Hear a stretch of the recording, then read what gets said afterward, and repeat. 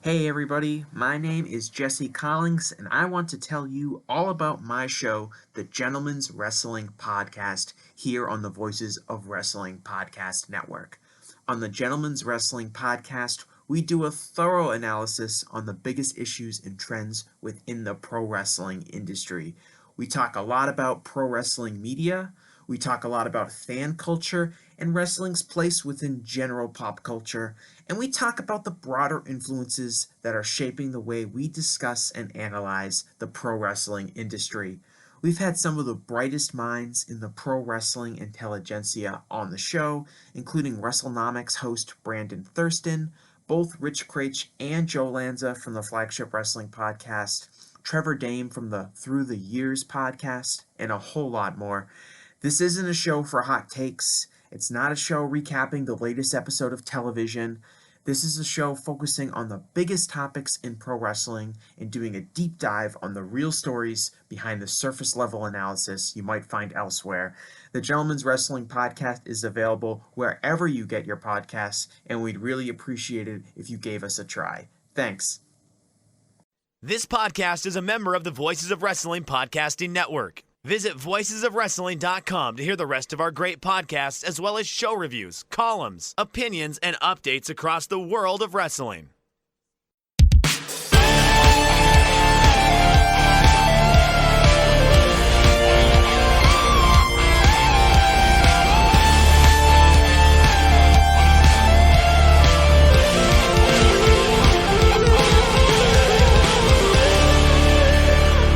Welcome back to another episode of The Good, the Bad, and the Hungee here on the Voices of Wrestling Podcasting Network.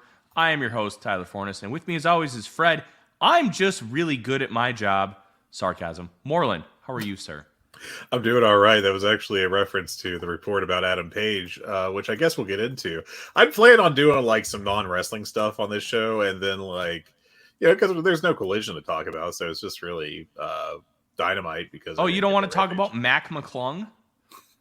Look, we could talk about the dunk contest and how the scoring was pretty awful this year. I mean, if you want to, I watch the dunk contest every year because I love it, and even when it's not good, I enjoy it. And I thought this year's was pretty solid, but I do think that the judging was really wacky this year. I mean, nearly ruined it, because Jaylen Brown should not have advanced to the finals. What they need to do is they need to get people who are stars back in the dunk contest. They need to make the dunk contest good again. But the problem is you really can't be creative anymore because almost everything's been done. I mean, Mac McClung did the double clutch, reverse dunk. And that was one of the most creative dunks I've ever seen. Just in terms of athleticism without going to props. We need to stop props is the real solution. Mm-hmm.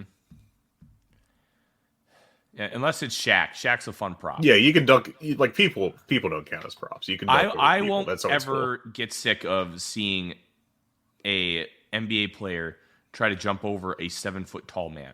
Exactly, that rules. It does rule. I will never look like people. I do not count as props now. Like the drone dunk from a couple years ago, or Blake Griffin jumping over vaguely the hood of a car and winning a contest he should not have won. I could do a whole thing on the dunk contest. I could you give me a couple weeks when I'm not super busy, and I could give you full reviews on the entire history of the dunk contest. Mm-hmm. Yeah, I got takes. Look, the dunk contest used to be good, and now it's not. The last good dunk contest was Zach LaVine versus Aaron Gordon, and I will forever contend the right man won. Zach LaVine was better, but that's neither here nor there. Let's talk about some wrestling, and you alluded to it earlier about Hangman Page being good at his job. We have some different reporting here, and I think some of that has to just do with who the people are talking to and if they're being kayfabed or not, because Hangman Page appeared to injure his ankle coming out of a muscle buster at the end of the 6-man tag match on Dynamite on Wednesday night, and Dave Meltzer said that they feared it was a broken ankle.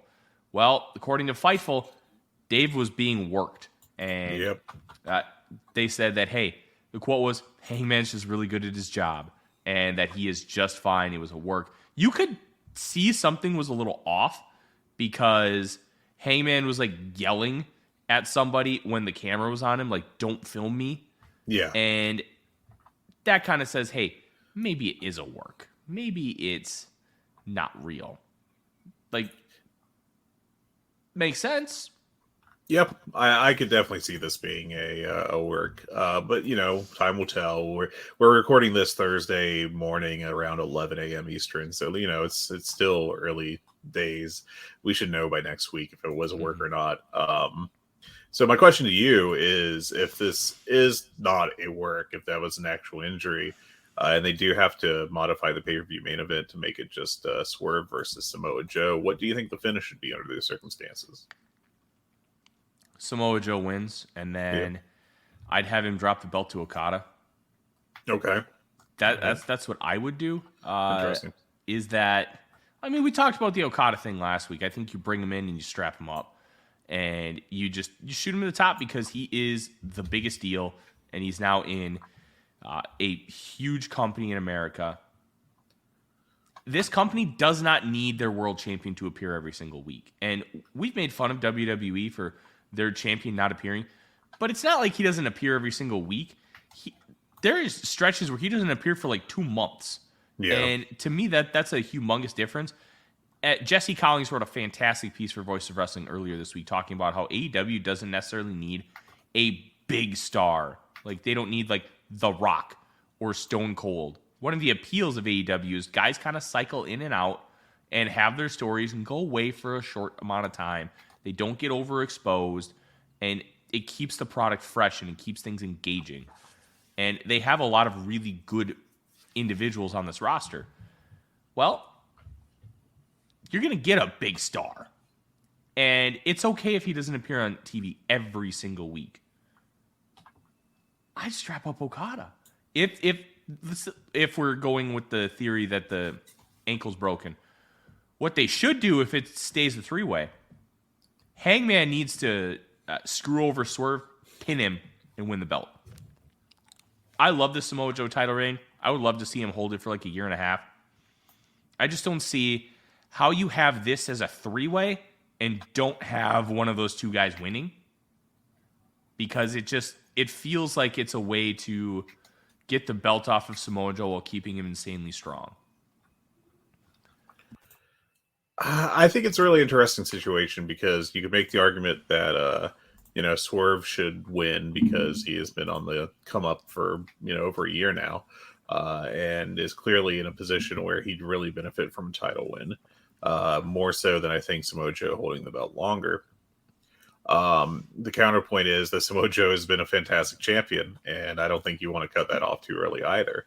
I do think it's a really interesting situation, and like you said, with Okada and Ospreay coming in, that there's a couple options there that are intriguing as far as being world champions. But I also don't think that you need to necessarily put either immediately on the as the champs. So can I throw a theory at you? Yeah, sure, go for it. Okada wins the belt early, and then drops it to Ospreay at All In. You could, yeah. I mean, that would obviously be a great finish for that crowd, and I think well received by pretty much everyone. I don't have a problem with that. I think that there's a lot of correct solutions here. I don't think this is a case where you have to do an obvious thing, like Samoa Joe taking the belt off MJF when they did. Yeah. That was obvious that they needed to do that then for a multitude of reasons. Let me throw this by you too, because we've been talking about this Hangman Page and Swerve Strickland thing for a long time, and they are trending towards a double turn. I don't think they performed the double turn. I think they're already turned, but kind of, but not really. Like, Swerve he's been getting massive reactions in buildings for a while, even when he's been a heel-leaning guy. Like the Swerve's house thing, it's incredibly over. And they've been leaning towards it. They haven't gone full force. And I feel like in this three-way, WWE verbiage, somebody come over and slap me in the face. I feel like this is the spot to complete the double turn. And that's why I mentioned screwing over Swerve. Like a nut shot, and then you hit the buckshot or something like that. Or a dead eye on a chair. Something kind of dirty and slimy, to really push home the double turn. And then now you have Swerve chasing. Hangman finally gets the win over Swerve, which he hasn't been able to do. And you can kind of build off of that three-way. That number one contenders match where Swerve couldn't beat Hangman within the time limit. And now you have a couple reasons for him to really want to chase. And then you can continue to build with that. Like, to me, it feels like this is the spot for the double turn. But the fascinating thing is, which is why I'm really excited for Revolution in 10 days, they could do anything, almost anything, and it would be fascinating to watch, and it would be interesting because there is no concrete solution here. Yeah, there's a lot of different paths you can take, and I think this is a really interesting time in AEW's history, and it'll be kind of fascinating to see where things are in 3 or 6 months. I'm operating under the presumption that this ankle injury for Hangman is a work, so he will be in that pay-per-view main event. But I do think that changes the calculus if you were to miss that match as to what the finish would be. I think it's easier in a three-way for Joe to walk out the champ. You can have them kind of do something where he, there's some like Swerve and Hangman are too focused on one another, and then Joe walks out the champ because of that. And I think that won't really affect either of them. I don't know if damaging is the right word, but I think it's more meaningful if Joe just beats Swerve straight up in a one-on-one, which is why they booked this way, I think. Yeah. Regardless of how it turns out, we're going to be at the edge of our seats during that match at Revolution. Because I'm very excited for it. Samoa Joe in a high-profile main event against two phenomenal workers. It's just going to be an ass-kicking, and I can't wait. Let's go on to other news, though, because I think this is a very interesting piece. AEW has hired Jen Pepperman as VP of Content Development. If you've never heard the name, that's okay. Let's give you a little bit of background of why it's important. That she previously worked closely with Mercedes Moné in WWE. She also has a history of working in soap operas, including 3 daytime Emmys for Best Directing.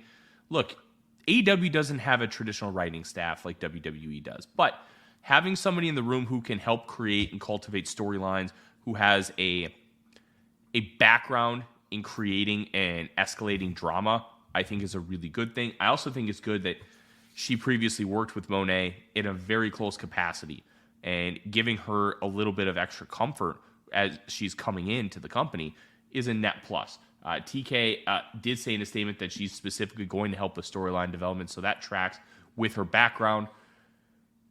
It to me feels like an interesting hire. She did work with WWE, I believe 2017 until 2023 was her last year with the company.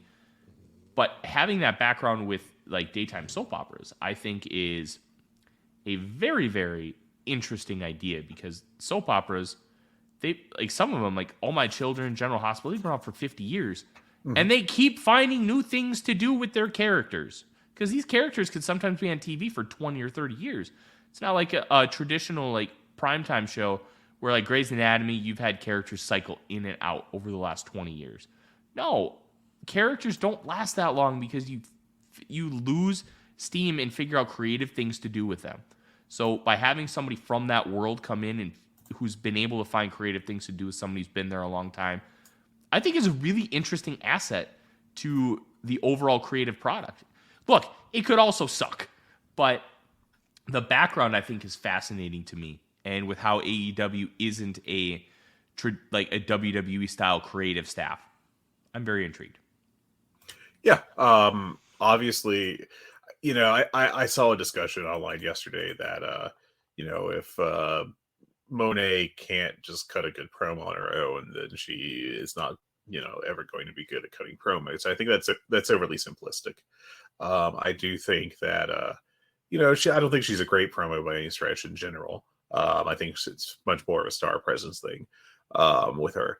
But I think that, in the right situation, she could probably do okay. I think that if you've got a talent on your roster who's, valuable in every other way except for one, and you can find a way to, maximize their strengths and minimize the weakness, then you should do it. And if it involves hiring Mercedes is a friend or coworker that she likes, or whatever the proper term is, and using them to help her do better on talking segments, then I'm all for it. I think that's an obvious call. Yeah, and sometimes it's good to bring somebody in just to get somebody, especially a big star, comfortable. All right, couple things here that we'll just kind of run through really quickly. Jim Ross is out of his rehab facility after surgeries on his hip. His hip was broken, but that was not revealed until this week. His contract did expire on Valentine's Day, but he said he's talking with TK about calling Sting's final match. Let me get your opinion on this, Fred, because I find this one really interesting. Should JR call Sting's final match? Should it be Tony Schiavone? Should it just be the two of them? Like, who should be calling Sting's final match? Because I'm going to be honest, a lot of the territory stuff as far as like who is calling what at specific times is a big blur to me. I know Schiavone called a lot of the Jim Crockett stuff in WCW starting like 89 or 90. Earlier than that, I think. Yeah. See, my timeline for that is kind of mush. Who should be calling Sting's final match if you want to go for that reverence angle? I think that the proper move is to have them both call it. Schiavone started with Jim Crockett in '83, and of course Ross was prior with Mid-South and UWF, and then he joined Jim Crockett in '87. So both of them were there for like the rise of Sting's career and everything. I think that they like to rotate people on the pay-per-views on the announce table, and I think this is a perfect opportunity to have the announce table be Schiavone, Ross, and let's say Excalibur, probably, since he's always the guy that's, practically always at the table. I think that's probably your best three-man booth there for that circumstance and situation, as I try to say the two words at the same time. But, they both have a fantastic connection to him, Ross and Schiavone. And I think that, Ross... I've warmed up a little bit on him as his duties have decreased. I think that's been to his benefit as a performer, as an announcer. And I do think that between his connection to Sting and like his admiration for him and everything, and also the fact that this will be him coming back from his health issues. And I'm glad that he is doing well after all of them. I think this is I think we'll get a very motivated Jim Ross. It won't be like when he was being forced to do Dynamite and pay-per-views, like the entire pay-per-views. And it was obviously either getting tired or just grumpy on the call and actively hurting the show, I think, at points. I've actually rather enjoyed how Ross was being used before he started having these health issues. And I think he'll slide right into here, and I think it'd be a perfect use for him. And I think Schiavone's just solid. I get a little annoyed with him on Saturdays when he like botches move names, but that's always been a Schiavone weakness, and it's not that bad of a deal. Yeah. As long as the match is called well, I don't give a shit who calls it. So whatever works for Sting, just make it about Sting. Yeah. Ring of Honor Supercard has announced a show for April 5th at Philadelphia's Liacouras Center. I don't know if I pronounced that right. I probably didn't, and correct me if I'm wrong there. Last year they drew 4,500. Nothing on poster about a pay-per-view. We are only about 6 weeks out from the show, so wouldn't shock me if they're done with pay-per-view, which I think would be an interesting decision to completely revert back to Honor Club if that ends up being the case.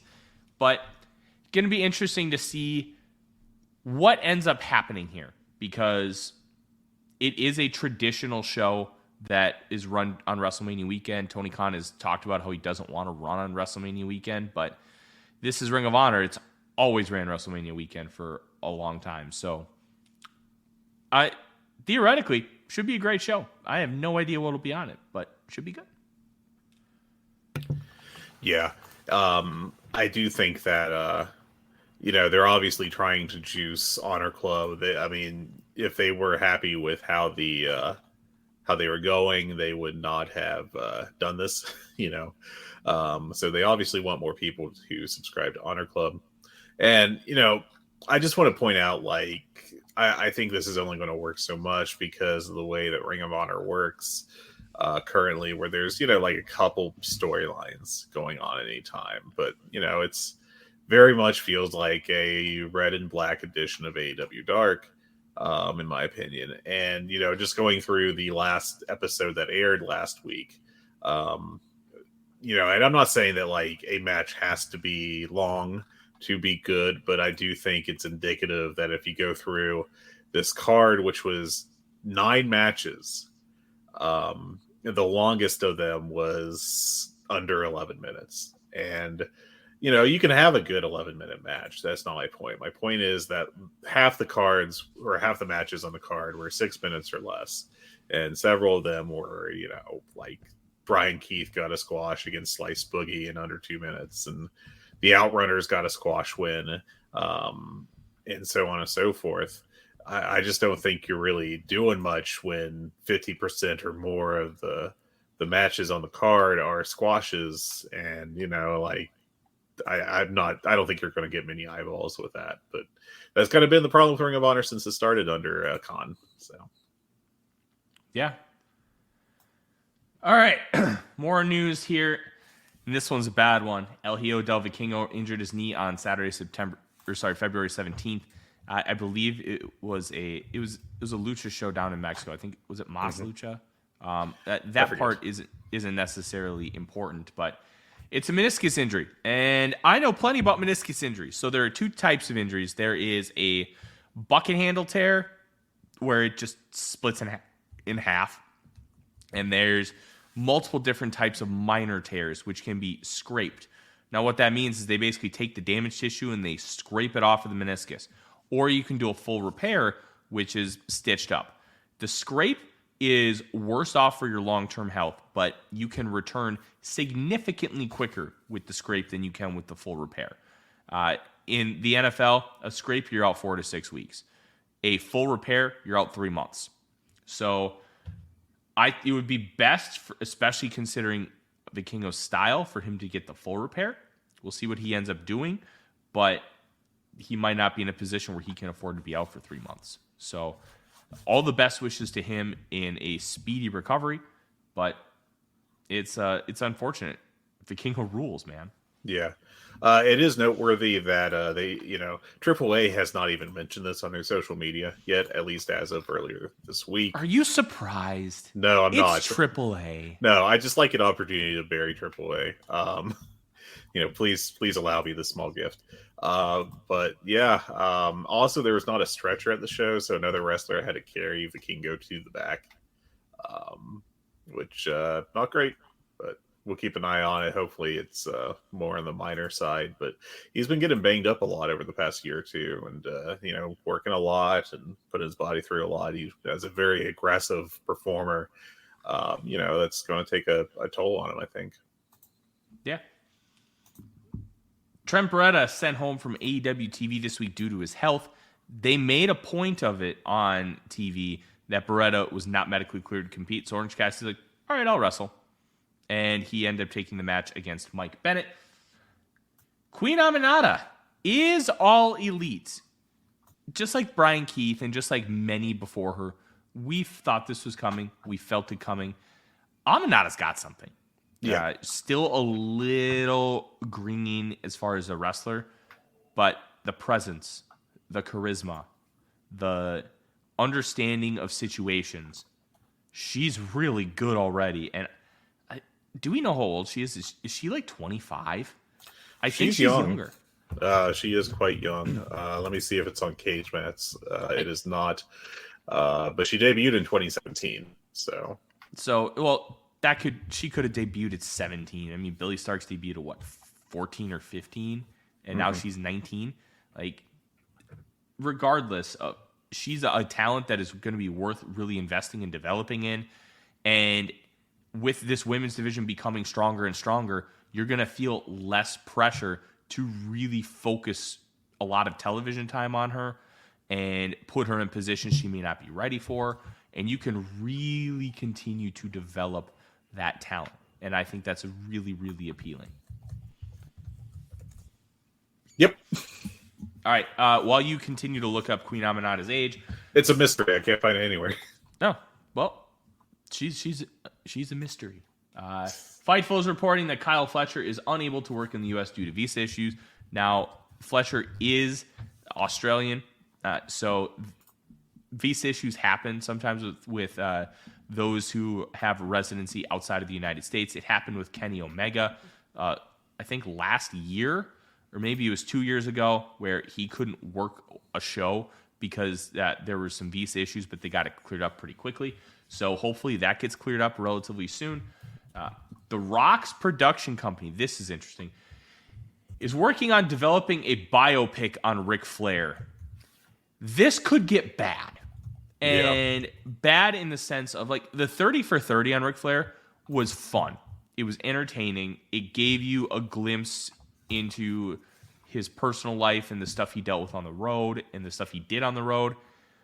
But look, it was obviously from a very biased perspective, and it wasn't like a Dark Side of the Ring where they try to really focus on what the truth is. So this could get bad, and it could end up being like a Ric Flair propaganda piece. And I'll be honest, I'm not looking forward to it. Yeah, they're going to have a hard time trying to paper over some of his issues. AEW is getting some backlash for using him with his history, and I think that's just going to be amplified. It's a much bigger deal to try to do a feature film on him versus, trying to use him as kind of a secondary character in a storyline as a favor to Sting.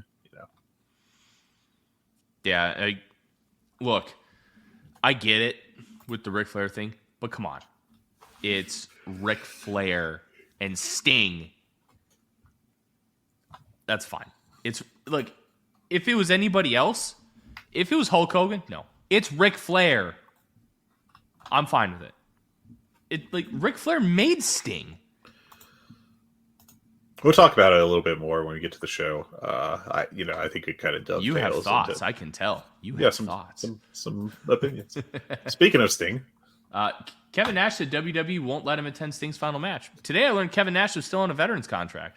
Yeah, apparently, which is an odd contract and one I should look into further. It's kind of weird to me. I don't know how much of this I truly believe versus it being like not actual contractual issue, but more of a I don't want to get heat or something, or I've been asked to not go, but I'm citing the contract as an excuse. I don't know. It's kind of odd. Yeah. Well, Fred, that's it for news. Yeah. Are you excited to talk about this show? Yeah, let's talk about Dynamite. The show was good. Yeah, I thought it was a very solid show. I thought it was more segment or promo or angle heavy, whatever term you like to use, versus match quality. But there was one that I considered 5 stars on briefly before deciding not to. So, yeah. Let me say this. There's been a lot of criticism over the years about AEW not building up their pay-per-views. This pay-per-view has a phenomenal build. Yes, I agree. Everything has a purpose. Everything has backstory. Everything has momentum going into the pay-per-view. They had this pay-per-view nearly fully booked last week. And they'll probably add, like, hey, these guys just don't have a match. Let's throw them on there and just give them 12 minutes and let them go kick ass. That'd be fun. But you had one match made this week, which was Christian versus Daniel Garcia for the TNT title because of the concerto to Adam Copeland. He's going to be out for X amount of time. I'd guess a few weeks. Give him a mini vacation. Give Garcia the spotlight. But the Sting Young Bucks match, the 3-way for the world title, like you have Deonna Purrazzo, Toni Storm. So many of these matches have already been made for quite a while. Weeks now, yeah. Yeah. And I think it's great. This pay-per-view has been built incredibly well. Next week is the heat check because the pay-per-view is on Sunday, March 3rd. If you're outside of the United States, voiceofwrestling.com/fight to order. Fred, this is exciting. Yeah, And I thought this show, like you kind of mentioned, it was very angle heavy. Did a great job of continuing that build.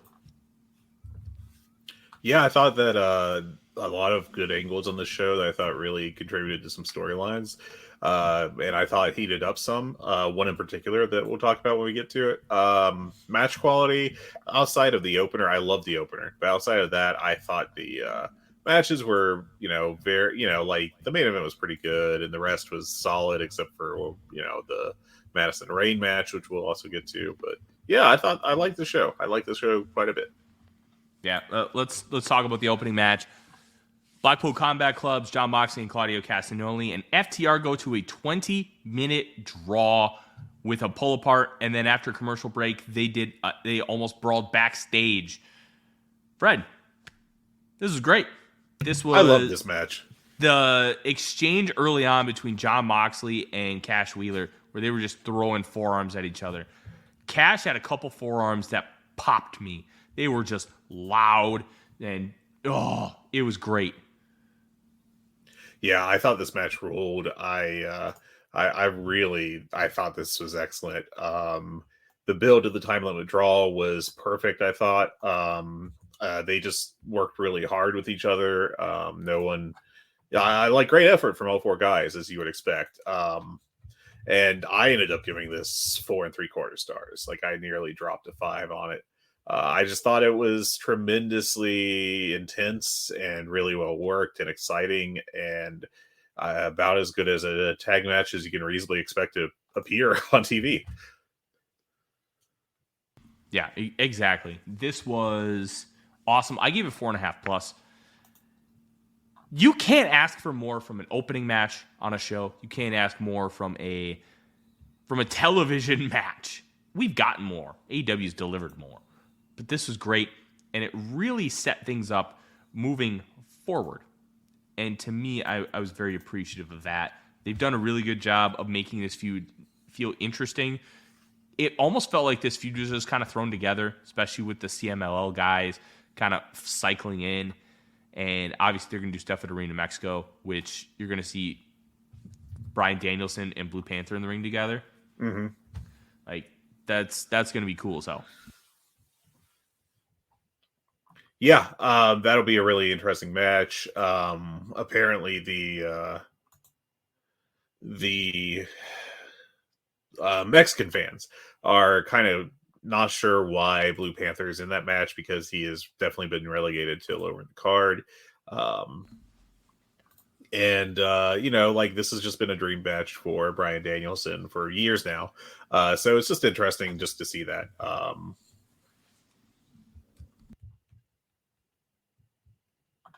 Yeah, I need to pull up the results because I just watched the show this morning, but as you can tell, my eyes are a little droopy because I'm tired. This was where we got the Orange Cassidy interview in the back saying, "Oh, I'm going to wrestle if I'm cleared," and he's cleared. So there we go. And then right after that, we got Alex Marvez interviewing FTR, and that's when we get the second pull apart. Then Orange Cassidy does face Mike Bennett. Mm-hmm. What did you think of this match, Fred? Fine. I thought it was pretty good. I went 3.5, or I'm sorry, 3 1/4 on it. There's a bunch of high impact moves that they did in a pretty short period of time. I thought that it had good intensity. It just was short of me like thinking it was really a memorable match of, even like a, hey, if you're AEW diehard, make sure you check this out kind of level. But yeah, it was good, and I didn't, I had no issue watching it. Yeah, I thought this was a good 3 3/4 star match. I really thought this was fun. But then this was weird. Renee Paquette was backstage interviewing Angelo Parker about his big date out tonight with Ruby Soho. What are we doing? That's been a storyline they've been doing for a while now. I think mainly on Rampage, but I thought it was a little, little smooth way to get that worked in real quick on a show that was not about them very much, and set something up for Rampage, and then immediately transition to the bigger Ric Flair angle. Kind of set that up. No mention of Jake Hager in his home state, Tyler. Oh, yeah. Kind of a weird save, but once they explained everything, it made like super sense, I thought. But at first, it was like, why the hell is Hager coming out? Hager's in great shape. He looks good. He does. I'm not like asking for like a bigger Hager push, but like, he's a. I think he'll always be, or at least right now, for the short-term future, will be a reasonable, like, I'm the mid-card tough guy that beating means a little more than most other mid-carders. I'll be honest, I think we should get a bigger Hager push in this sense. The role he had with the Jericho Appreciation Society, I thought was perfect. And I think he should be involved in another push like that, where he's a guy, he's the muscle, and hey, you want to face me in X match, you got to beat Hager first. Like, that's a perfect role for him. And I would honestly like to see him do that just a little bit more. Yeah, I think he does well as a heavy in a stable. Yeah, heavy in a stable. That's a perfect role. So right after the Angelo Parker interview with Ruby, then we get a shot of somebody coming out of a Suburban. At first, I thought it was the Young Bucks because of the shoes. Nope. Nature Boy Ric Flair. Renee Paquette interviewed him about Sting's upcoming retirement match, and he said this: I'm disappointed. When I signed up for this, I thought I'd be a bigger part of the picture. I'm not upset with Sting. I'm just upset that I'm not more involved. I feel like I should be right in the middle of things, and I haven't been. So between you and me, I'm just going to explore some options. I'm not trying to put you in the middle, telling Renee that. I'm just telling you the truth. And then he walks and starts talking to the Young Bucks. So I have to ask you this question, Fred. Is Sting going to be turned on by Ric Flair again? We're not doing phrasing here. Yeah, I think this will be this is interesting. I don't know if it'll be good for Sting to be turned on by Ric Flair, but I do think it'd be very funny if Flair turns his back on Sting during an angle. Just because that's what happened for years and years, and that was like the defining thing of Sting's career, is that he got stabbed in the back over and over by Ric Flair. I do think an inversion here where Ric Flair positions himself like an ally of the Young Bucks, only to stab them in the backs, that could work too. That would be a kind of, and then you get Flair celebrating with Sting after it's all over, but Flair may just want to, sell for Sting and make him look good. So that's the other way they could go. I don't know. It's kind of interesting. I don't know how much Ric Flair I want on my TV in 2024, to be honest. But I thought this was at least interesting. So if we're going to have Ric Flair on our TVs in the year 2024, I'm fine with being involved with Sting. Yeah. Because that makes sense. That's got a near 40-year history. I'm okay with that. Anything else? Yeah, I'm with you. I leave Ric Flair in the past. But for right now, I think his inclusion is good. Yeah, and I think we've seen, like, over the years that the Flair is not a guy that can really act as a manager and get someone over. He's not able to do that reliably. So, then becomes a, well, what do you do with him, And I think once you get outside the Sting storyline, that it's going to be tough to find a spot for Ric Flair on your roster. Mm-hmm. Yeah. Let's talk about Daniel Garcia. This was the first of 3 tremendous promo segments. And Tony said after what happened to Copeland last week, he's on the shelf and unable to compete. So Daniel Garcia gets a shot at the TNT title against Christian Cage. Fans chant, you deserve it. And he just delivers a tremendous promo talking about those 3 seconds in the Continental Classic and how when he was starting to lose confidence, they really changed things for him. And he just baby faces himself big time. And then Christian Cage comes out. And This was just phenomenal. I'm going to read it verbatim. We both know why the way you are, don't we, Daniel? I know something that these people don't know. That you had a pretty dark childhood, didn't you, Daniel? You didn't have so many happy memories, did you? Do you know a Jackie Garcia that lives in Buffalo, New York? And can you confirm to me that Jackie was married to David Garcia? And I understand that David Garcia is your father, and your father is dead. Jeez, does anybody in All Elite Wrestling have a father that's alive? It's amazing he can keep doing this. Yeah. Just a lot of orphans. AEW, the home for wayward children. I thought Daniel Garcia cut a great babyface promo, arguably the best of his career to date. Christian, of course, is just excellent in this role and excellent at these heel promos. One thing I am actually slightly worried about, I think maybe at some point you do turn Daddy Magic or just separate them once he's no longer really beneficial to Daniel Garcia. I think it's too soon to do that. I don't think he's... I think there's more he can do for Daniel Garcia to help him out. It's a rare case of a manager benefiting a babyface. You don't see a whole lot of that in wrestling. I just hope that this is not a case where he gets frustrated after he loses to Christian and turns on Daniel Garcia. I think that would be the wrong time. Yeah, I'm going to be intrigued to see what happens here. I think you could make a real argument that Garcia should win this, but it also doesn't make sense with the longer story that they're telling with Adam Copeland. They could do a short reign if Copeland's going to be gone for a couple months. They could do that. So yeah, just do a quick swap. And then Christian gets it back. Yeah, the TNT title has done a lot of open challenge stuff, so you could do it.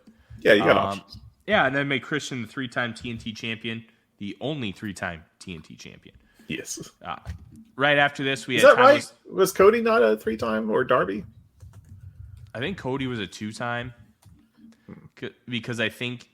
maybe Cody was 3-time? Because he did drop it to... He dropped it to Brody Lee. Mm-hmm. And then got it back from Brody Lee. Mm-hmm. He dropped it to Darby. And then he got it back from Sammy Guevara. So that's a 3-timer. Okay, so... Sammy Guevara is a 3-timer. And Wardlow, somehow, shockingly, is a 3-time champion. Well, fuck me. I'm wrong.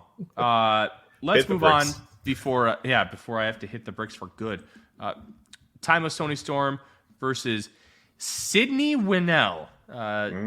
And Timeless Tony kind of beats the crap out of her, and then it's just a squash, Yeah, kills her. I think it's important that they established that she could win with submission here. They did. Because first she had the ankle lock, and then she hit the Venus de Milo and won via submission, and then right after the match, she's going to the back, and Deonna Purrazzo's music hits, and then they cross paths on the apron. I thought the transition was great, and then Deonna Purrazzo versus Madison Rayne, and Madison Rayne tried to kill herself. God, she did. It looked like her neck snapped in half. To my knowledge, I think she's okay, but it looked real bad. She landed right on her dome. It was probably supposed to be like a snap exploder, which Purrazzo does pretty regularly, according to our man in the field, Garrett Kidney. Host of You've Got to Be Kidding Me here on this podcast network, TNA Yes. Rewatch. I think that was Garrett. I apologize if I messed that up.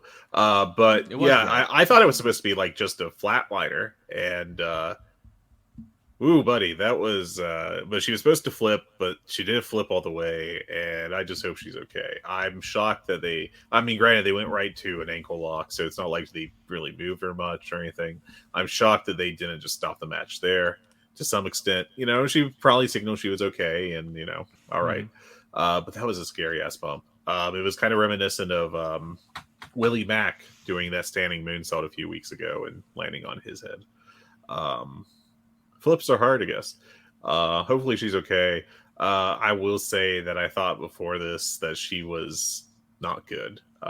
There was, exactly, especially right before the bump, she was doing some, like a counter sequence with Deanna, and to my eyes, I'm not like an expert, at like what's really going on in the ring. I couldn't train anyone or anything like that. But it really did look like that Rain was moving in slow motion on those sequences, and I thought that it was a rough performance, I thought, from her. But Madison Rain, like, there's a line from School of Rock: mm-hmm. Those who can't do teach, and those who can't teach gym. And I think Madison Rain may want to get out of the ring and just focus on teaching, because just because you can't do anymore doesn't mean you can't teach. I could teach how to do a round off back handspring. I can't do a cartwheel.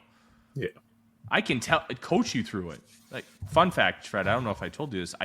I did some gymnastics coaching when I was younger. Yeah. Interesting.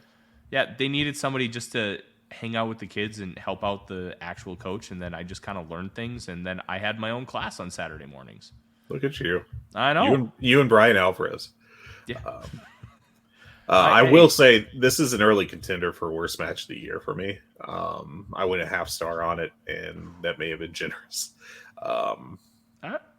Look, they gave effort, so real effort. I don't really go less than 2 stars. It wasn't good, but they tried really hard, so I'm not going to go lower than that. To me, 2 stars isn't good. Yeah, Everybody for me that's knows average. For you, that's below average. Yeah. I will say, like, I'm not knocking their effort or anything, and I'm sure Madison Rain is a lovely person, and I ripped on her when she got kind of her push when she first came in, and I'm ripping on her here. I'm not trying to knock her as a person or anything, but I just don't think that she's a great in-ring performer, at least in 2024. I can't say that I watched a lot of her earlier TNA stuff, but she was fine in the knockouts division back in the day. I think it's just kind of a case of the game has evolved, and I don't know that she can really keep up in the ring. That doesn't mean she can't be a good coach, though. But I just kind of don't think she should really be on Dynamite. Those who can do teach, and I think that's where we're at with Madison Rain. It's just time. But I'm guessing, based on the role she was hired for, which was backstage, I will say I liked that they kind of did this match because there is history with Deanna and Rain. I think that is an interesting element to just kind of utilize with this whole storyline. But it's time to keep Madison Rain out of the ring. That's just the way it is. You're going to have to walk us through this, because I watched Dynamite yesterday while I was recording another podcast. So I had to watch most of it on mute because I work like an absolute sicko. Walk us through. Yeah, it's really a problem.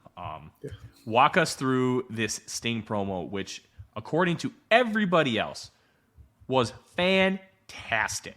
Yeah, I thought this was really good. And do you want me to do the Wardlow one too after? I forget if you got to that one. Yeah, because I didn't watch it. I watched it. I didn't listen to it. By the delivery, it looked fantastic. Wardlow was really into it. He was getting impassioned, and the crowd seemed to be reacting. But I was on mute, so I didn't hear any of the words. All right, so Darby and Sting, this was a pre-tape promo where started with Darby showing off a photo of Sting with his kids when Sting was back in WCW with the Wolfpack face paint. And Darby talks a little bit and says a lot happens in life basically, but in the end all that matters is family. And then Sting said, "No one's ever messed with my flesh and blood until you, Bucks." And he got very emotional. He brought up how his father had passed away a week ago. And how that makes Sting think about his own mortality. And, he used to think he was so invincible. But he does say that everything he has in him, he's bringing to Revolution. And and he tells the Bucks that they have a fight on their hands, which is going to be the fight of their life. This was really well delivered. Darby ain't a great promo. I thought he did well here. I thought he did okay last week. Darby, is a guy that's got everything but the promo. He's kind of comparable to Mercedes Moné, in that sense. Sting, it's funny because when I was growing up, I watched him in the 90s because I am old now.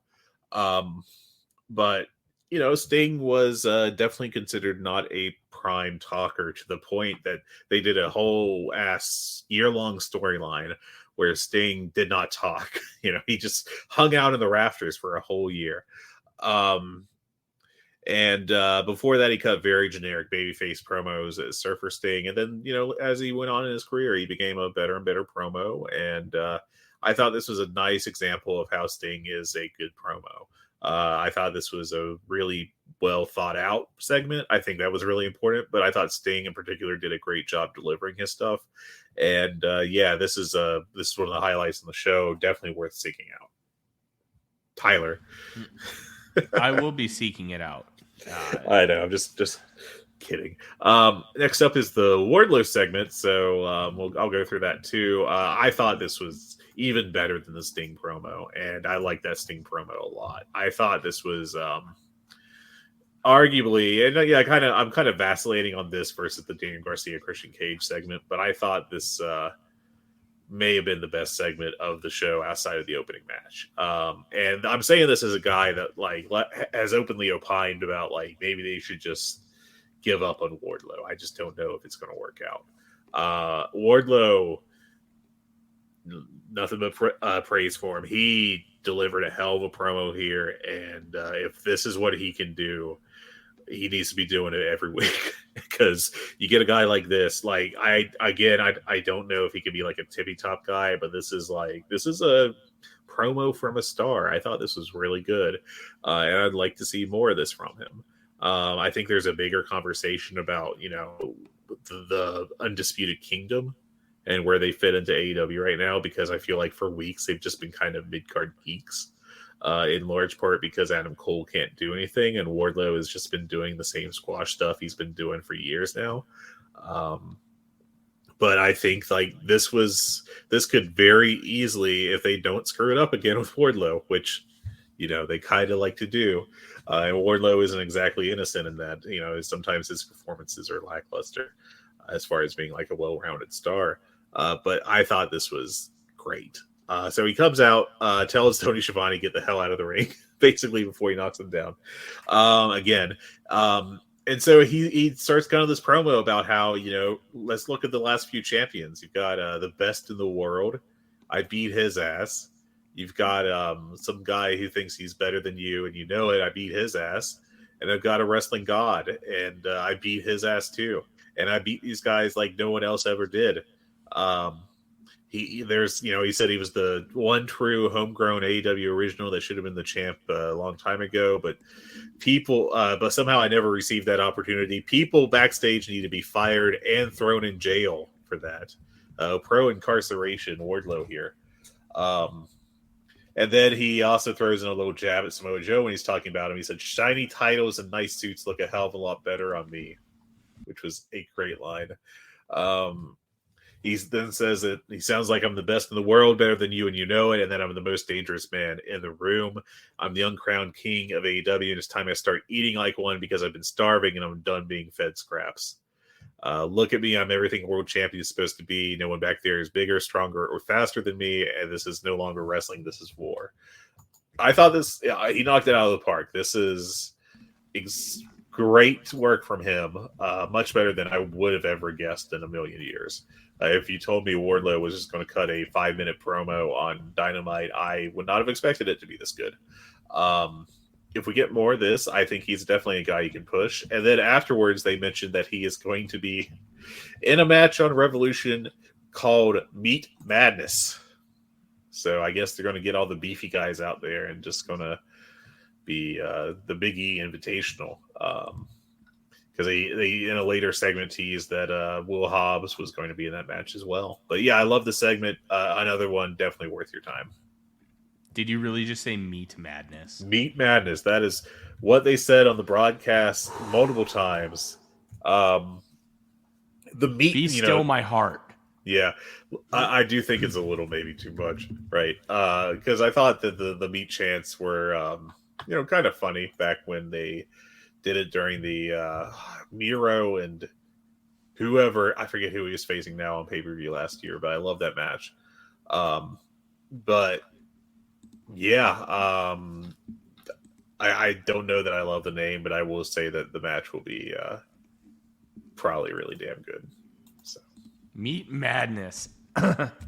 I'm in. I'm all in. That sounds awesome. Yeah, I'm pretty excited for that. The Bang Bang Scissor Gang were backstage.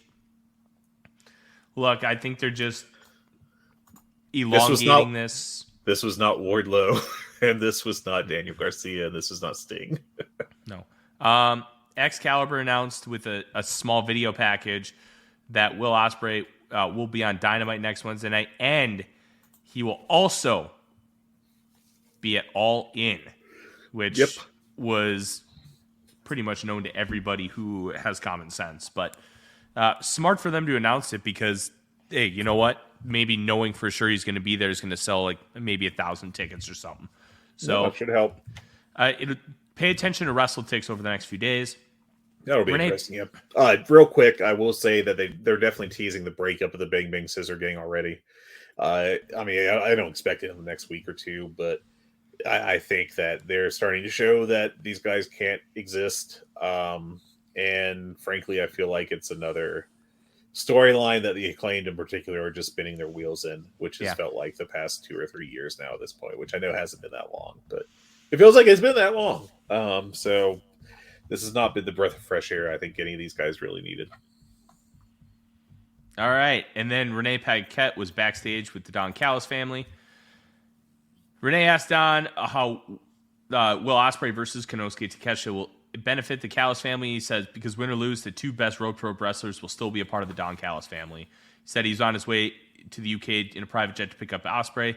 Callis said the Powerhouse Hobbs is going to do damage in Meat Madness at Revolution. And he said that the Don Callis family and Sammy Guevara have a score to settle at Rampage. So I don't know if that match was made official or what the match is, but something to watch on Friday night. Mm-hmm.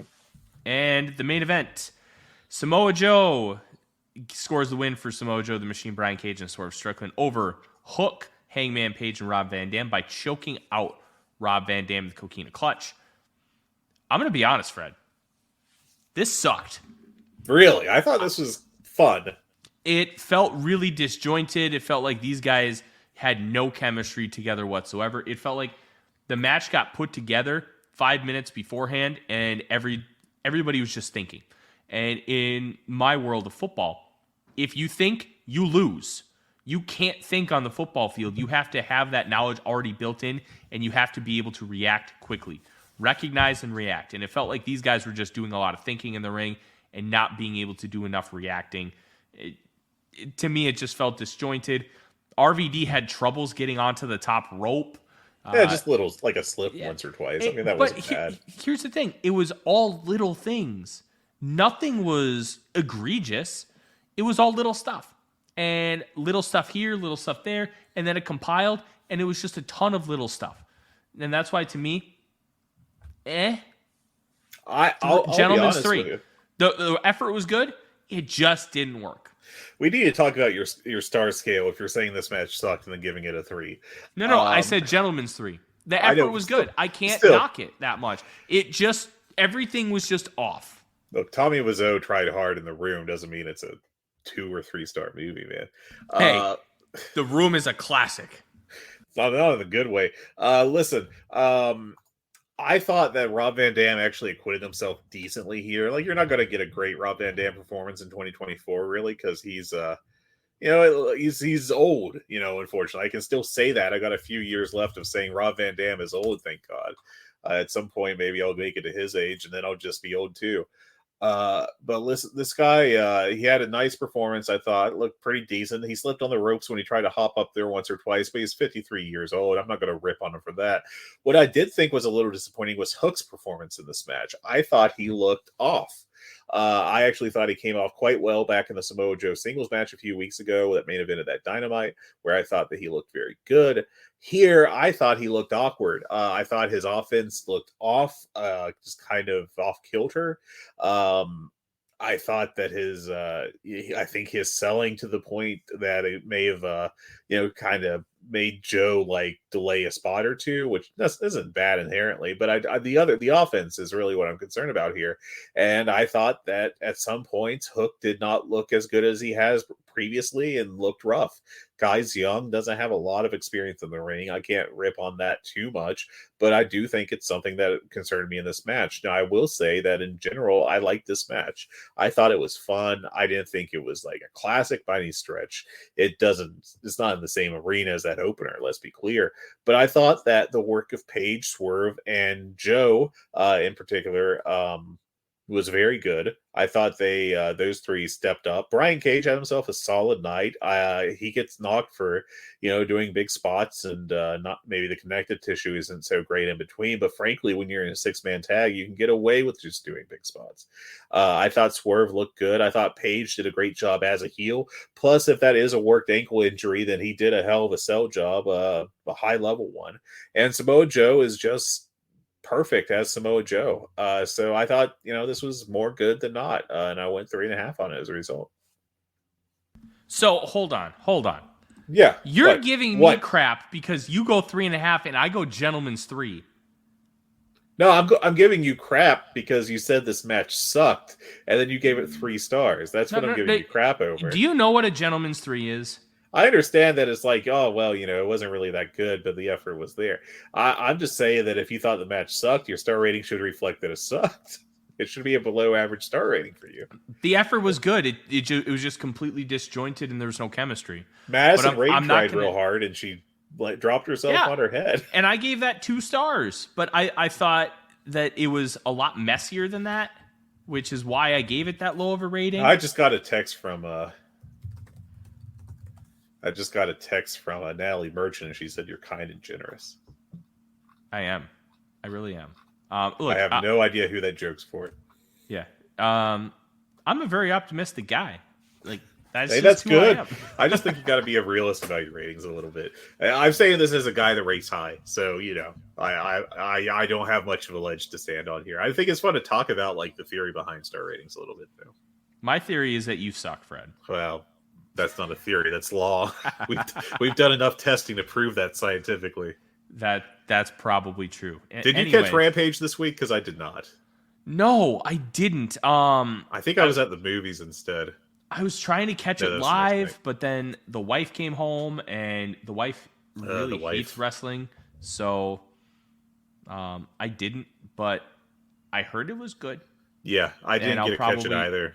This is a very busy month for me professionally, so I'm just kind of going to have to catch up on Rampage here at some point. But let me pull that up on the old Caja match, and then it got a 7.03, which for a Rampage that's a good rating. And a Jeff Hardy match got over a 7 with Sammy Guevara, which is shocking.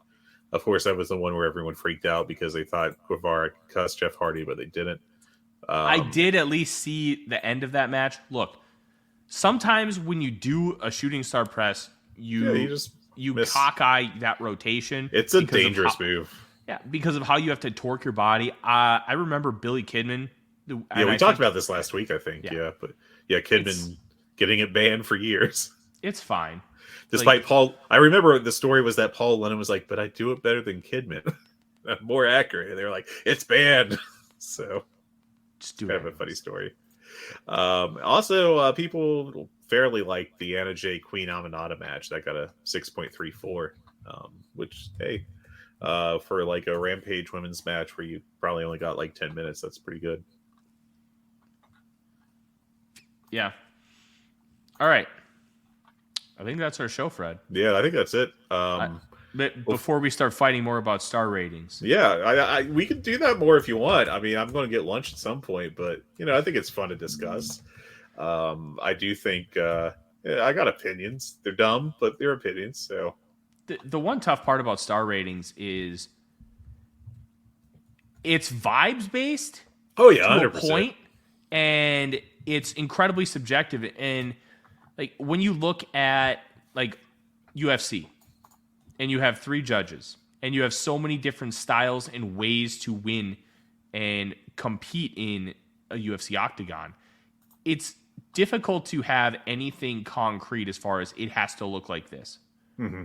And I think the same holds true with star ratings, because you have preferences and stuff. And if it's a 5-star match, there's just a feeling. Yeah. There's just, I know that this is a 5-star match because of X, Y, and Z. And it's a vibe. It's not just the work. It's how you feel, how everything just worked for the crowd. It's amazing how much it's vibes based and how much it's opinions based. Plus, when you think about it, my opinions on wrestling are different from your opinions, are different from people who love Joshi, different from people who love shoot style, different from people who love Pure Rezu, different from people who love WWE, different from people who love like just meat slapping meat. Like, it's so subjective, which is why I love stuff like the Voice of Wrestling Match of the Year poll, because it takes opinions from all of those people and puts them into one pile. Be like, hey, people from all across the world. Yeah, I keep getting gunk in my throat. And I feel you on that. And all different backgrounds and all different likes of professional wrestling come together and vote on the best matches. And I think that's what makes it cool. But there really is no perfect method. It's being genuine, being real, being consistent. And consistent with what your ratings are. I've given matches 5 stars that not 5 stars, but like 4.5, 4.75 that I didn't really like, but I just like, hey, that work was really, really good, and I can't knock it. I have to give it a really high rating because the work was great. Yeah, there's someone in the Voices of Wrestling Discord, I'm forgetting their name right now, but they'll like say that they really like the match, and they'd give it 3.75 stars because that's how their scale works. And I think that as long as you're consistent, that's fine. I think that the funniest people are the ones who get mad at Dave's ratings for matches, saying that they're subjective, and it's like, yes, that is how star ratings work for anything. It's not like he's got a grading rubric, and it's like drop kick plus 1 point. Yeah, it's subjective, and subjectively give us a 5-star rating on Apple Podcasts or whatever podcast aggregator you choose to use. It would make us very happy. And Fred may stop yelling at me about my star ratings if you give us a 5-star review. So, no, even that isn't strong enough. But no, hey, we would appreciate it. So, thank you guys very much for listening to the latest episode of The Good, the Bad, and the Hungee. Next week, we will be back with the Heat Check, talking about Revolution and previewing what could be one of the best shows AEW has ever done, at least on paper. From Fred, I'm Tyler. Have a wonderful day. We'll see you next week. Take care, everyone. Music. It's not just part of our daily lives, it's part of our wrestling fandom as well, and it has been for decades. That's where this show comes in. Music of the Mat, the podcast devoted exclusively to the music of pro wrestling, hosted by Andrew Rich. Hey, that's me. Each episode delivers a different topic with a variety of great guests, fun conversations, musical analysis, and of course, a heartfelt pun or two. New episodes drop every other Tuesday on Apple Podcasts, Google Podcasts, Spotify, or your podcast app of choice. Check out Music of the Mat only on the Voices of Wrestling Podcast Network.